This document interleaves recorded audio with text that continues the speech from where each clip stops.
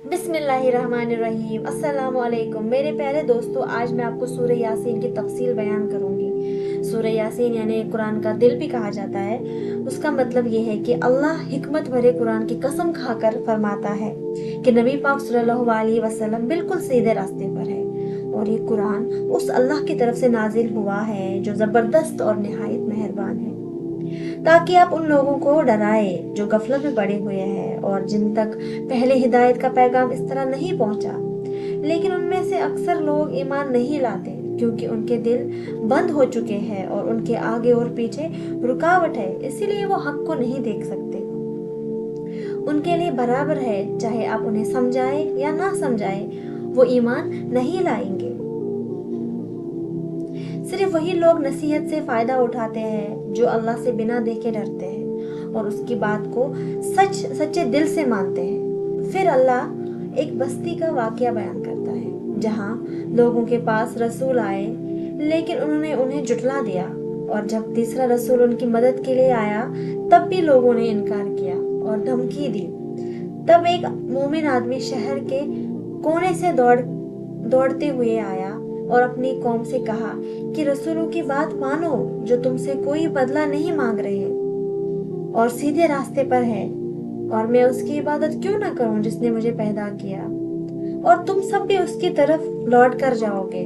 क्या मैं अल्लाह के सिवा और माबूद बना लूं, जबकि अल्लाह अगर चाहे मुझे नुकसान पहुंचा सकता है, कोई मेरी मदद नहीं कर सकता।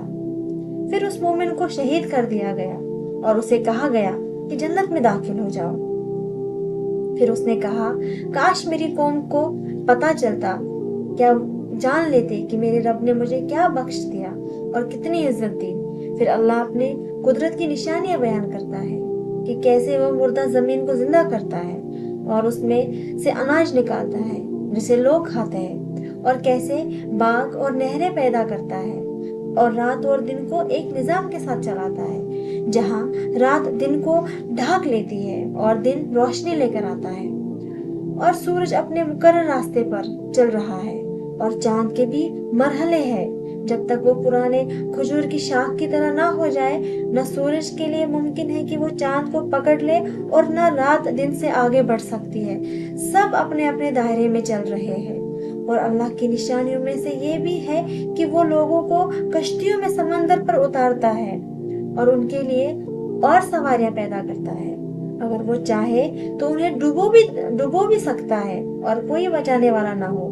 फिर भी लोग शिर्क करते हैं और अल्लाह के सिवा दूसरों को पुकारते हैं। फिर अल्लाह कयामत का मंजर बयान करता है कि एक रोज एक आवाज आएगी और सब लोग कब्रों से निकलकर हैरान होकर कहेंगे कि हमें किसने उठाया। उन्हें जवाब दिया जाएगा कि ये वही दिन है जिसका वादा किया गया था।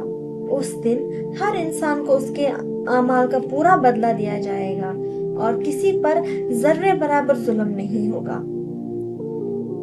जन्नत वाले आराम और खुशी में होंगे, अपनी बीवियों के साथ साए में तख्तों पर बैठे होंगे और उनके लिए हर तरह का फल और नेमतें होंगी, और उन्हें उनके रब की तरफ से सलाम कहा जाएगा।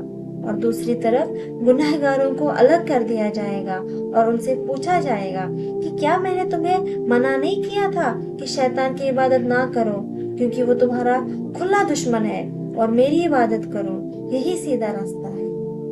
फिर उनके मुंह बंद कर दिए जाएंगे, उनके हाथ और पांव गवाही देंगे जो कुछ भी वो करते रहे। फिर अल्लाह अपनी कुदरत बयान करता है कि अगर वो चाहे तो उनकी आंखें मिटा दे या उन्हें उनकी जगह जमा कर दे।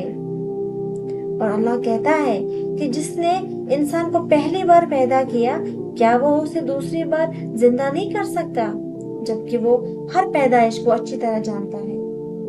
और जब वो किसी चीज का इरादा करता है तो कहता है कुन, और वो हो जाती है। तो पाक है वो जात जिसके हाथ में हर चीज का इख्तियार है, और तुम सब उसी की तरफ लौट कर जाओगे। और आखिर में ये याद दिलाया जाता है कि इंसान को अपनी जिंदगी का मकसद समझना चाहिए और कुरान की हिदायत को अपनाना चाहिए, क्योंकि यही असल कामयाबी का रास्ता है। इसीलिए ऐ अल्लाह, جو یہ دعا سن رہا ہے اس کے دل کو ہدایت دے، اس کے گناہوں کو معاف فرما، اس کی زندگی میں برکت دے، اس کی مشکلیں آسان کر دے، اس کو اپنے قریب کر لے، ہمیں قرآن کو سمجھنے اور اس پر عمل کرنے کی توفیق دے، ہمیں جنت کا حقدار بنا اور جہنم کے عذاب سے بچا لے، اور جب ہم تیرے سامنے کھڑے ہوں تو ہم پر اپنی رحمت نازل فرما، آمین۔